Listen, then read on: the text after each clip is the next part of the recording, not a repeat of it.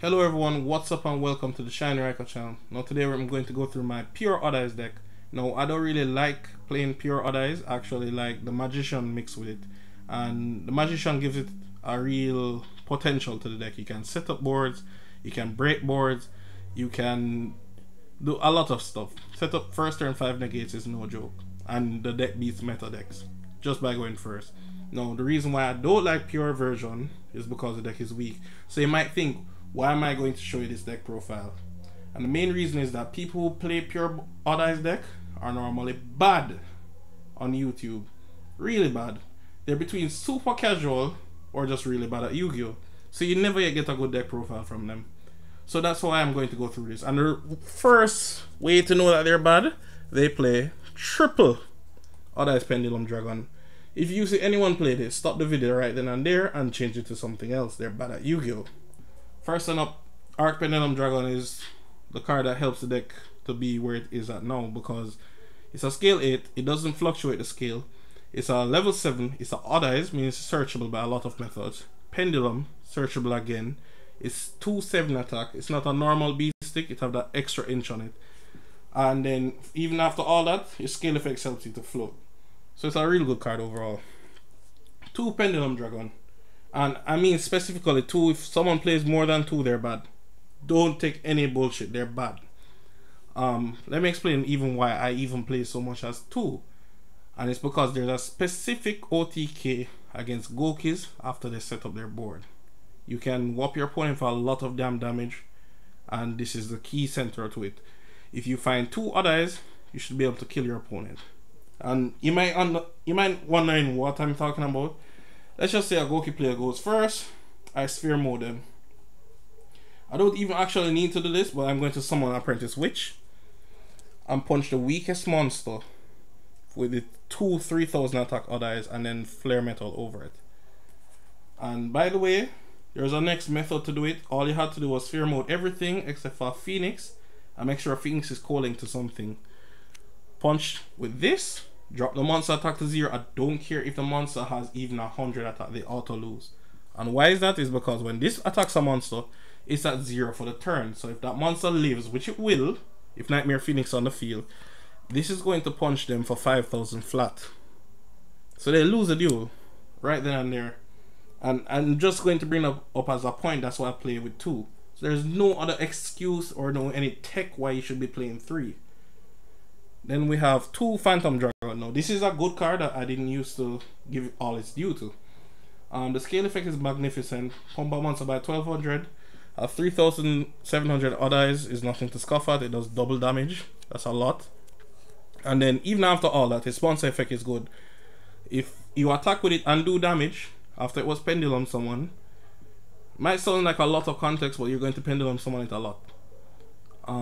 It does 1200 damage to your opponent for every Odd Eyes in scale, so it does 2400 on top of its regular attack. Ridiculous. So you don't lose with this deck in time because you have too many methods to kill your opponent. You have Flare Metal, you have Gatling Ghoul, you have Cowboy. One way or another your opponent is getting burned. And if you're wondering if you can Gatling Ghoul your opponent during the first turn, you can. It just does damage to the cards on the field, so just have cards on the field and do at least 200 then any turn. And 2900 is not something small to get over. Then we have 2 Persona Dragon, really good card. Free negate, you can't chain block it, it works like Effect Velo.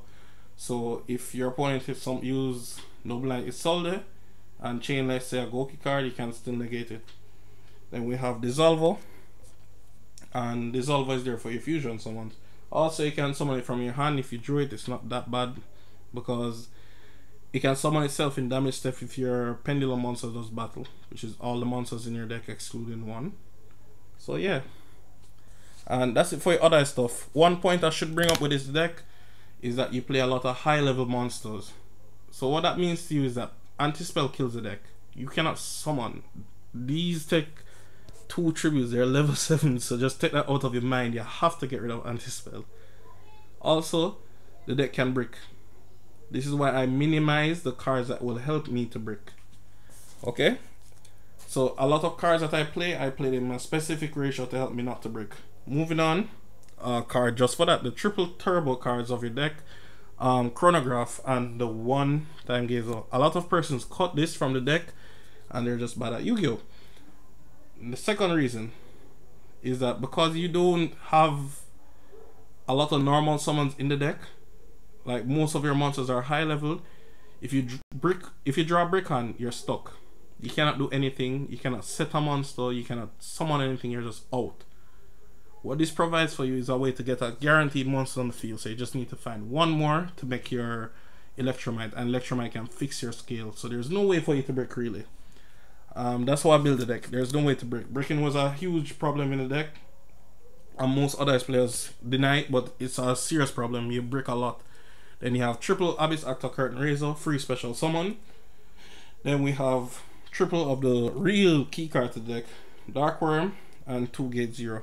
I know a lot of you watch my combo videos. There are some ridiculous things you can do by just even drawing 1 Dark Worm, and let's just get any scale along with the Arc Pendulum Dragon. There's some ridiculous combos you can do, and Dark Worm is supposed to be sent to your grave first turn. You play with Shrine, you play with Foolish, you play with Ravine. There's a lot of ways to get it into your graveyard, so you should be able to see it in your grave early.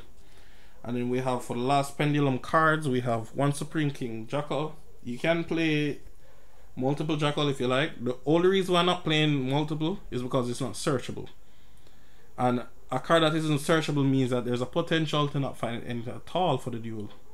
So what I really play for is just a free negate. I'll send it to the face of extra deck with Electromite. I can activate Terraforming or a field spell after. So I'm in a win-win position with the card. I did not play Master Cerberus because I had a bad experience with using it, where you're opponent Ash and it's stuck in the scale and you didn't draw any scale 8 or anything to get rid of it. You can't make an Electromite anymore and you're stuck. Or you draw multiple Cerberus and you're stuck because you can't get the damn card out of your hand. So it was a brick to the deck and I took it out. And now one of the last MVPs is Abductor. Abductor was a great card. I cannot play 3. The reason why is you can brick. And if you don't understand, is what I'm saying is that you play with 25 monsters, correct? Everyone knows this. This is Pendulums. If I drew a monster heavy hand, only monsters, this card cannot activate, because I would need to draw this along with this to make something, make an Electromite maybe. Not even Electromite really matters, but I'll need a lot of cards to be shuffling throughout the scales for this to even activate. So to prevent that, you play with 2. Also, if you drew 3 Abductors, you're stuck because your 3 Abductors cannot get the search. You might even be bricked with them where you can't even go into your Electromite. You can't even Pendulum someone, so it's not good to play with multiple. At least 3. Then we have Destruda as our only non-Pendulum monster. Everyone knows why he's in here. You play with Shrine, Ravine, Foolish. Like sometimes you have Dark Worm already. You probably have 2. Like, why would you need to see 1 more in the grave? Just send Destruda and make a Synchro. Moving on, for spell cards we play 2 Sky Iris and Ravine. Now, what it does for, well, moving on, triple Terraforming before I bring it up. What used to happen in the past was that you play triple Sky Iris, triple Terraforming. Now, let me just imagine this is a Sky Iris. What if you drew this opening hand? Because I used to draw that. And now you're going to have one person in the background saying, why don't you just activate the Sky Iris and destroy the Terraforming? Like, gosh, well, Sky Iris doesn't work like Diagram. The card has to be face up on the field to destroy it. So that means you literally couldn't do anything. Literally. You can't activate anything. That's why you play 1 Ravine. So what Ravine does is that, let's say I even draw this hand. I can Terraforming, go for the Ravine. Ravine, send the next Terraforming to the graveyard, send Dark Worm. Dark Worm can bring back itself, search for Gate 0, and then I Sky Iris pop this, and I have a Gate 0 and Arc Dragon, so I have perfect skills right then and there. And just by playing these cards, like, really? What used to happen in the brick was serious, because I used to draw the whole 3 Sky Iris, 3 Terraforming a lot. But I don't really have luck, I have to rely on skill. Then we have triple Spiral Flame Strike. Moving on. 2 Duelist Alliance. It searches for only 2 cards, your Arc Pendulum Dragon or your regular Odd Eyes. Then we have 2 Shrine, 1 Foolish, to send your Dark Worm, and if you already have Dark Worm, or let's just say you draw Shine and Foolish, you can send both your Dark Worm and your Destrudo. And these 2 are 2 card combos that can finish off an entire duel. You can set up a first turn board. If you check in my combo videos, you can see them. I'll put a link for it down below. Then we have the extra deck. We'll play Double Vortex on 1 Gatling Ghoul. The Double Vortex thing is that you can either choose between you're going to link up and summon it for free, or you're going to actually fusion summon it properly. Now it does matter because Arc Pendulum Dragon can continuously get it back if it was fusion summoned properly. FA Dragster, Meteor Burst, and Clear Wing. I don't play Ignis though. I haven't summoned the card in like 6 months. I took it out of my deck. It was just wasn't seeing any play. It's not that it was a bad card, it's just that if I'm not going to play you, like, why would I not play other things that I'm going to play? Now Dragster is good, free negate first turn, especially with Destrudo. Like, just have our extra monster on the field, you get a free negate on the board. Meteor is there for a lot of purposes. 1, if your absolute goes to grave. 2, you can actually synchro summon it properly and do stuff like pull cards out of your scale and start punching your opponent directly in the face. Or you can just use Clear Wing and destroy your opponent instead of the field and punch them in the face. So either option, you punch your opponent in the face. Good stuff. Then for your Exceeds, we have Dank Rebellion, very good card, very good. Abyss Dweller and Nightmare. You play enough level 4s to do any of these, and if you're uncomfortable playing the level 4s as is and feel that you can't do all of this, what you can do is play Odd Eyes Minotaurus, which is a level 4 dark monster, and because it can be searched with Sky Iris, you have access to all of these freely at all the time. So that's a legitimate option that you can try. Then we have 1 Absolute. You should be playing 1 Red Eyes Flare Metal. I still haven't received mine, and that's the main reason why I don't enter this deck into tournaments and I use Pendulum Magician, because the Flare, you have to play it. It's just mandatory. It's like playing Odd Eyes in the deck. Like, it wouldn't be an Odd Eyes deck without it. And the same thing with Flare Metal. Can't be an Odd Eyes deck without the Flare Metal. It's that important. And that's why I haven't used the deck in tournament. I've only used it in the very first tournament of the year, and I did top that. And Flare was actually extremely crucial. Then for the Link monsters, we have 2 Apprentice Witch. Absolute must play. Probably MVP for the Link monsters. Better than Electromite. And the reason why I said that is that the deck is constantly pressuring your opponent to OTK them. If I'm going to summon 2 3000 attack Odd Eyes, they do double damage, by the way. Like, what the hell? Like, just link into this, then pendulum them back, and that's enough damage to finish off a duel most times. And what I normally do after all this, if they barely live, just flare them after. Just flare, and flare can't be destroyed by card effects, so you can take that off your mind right then and there. Like, it's disgusting. Then we have to play at least 1 Electromite.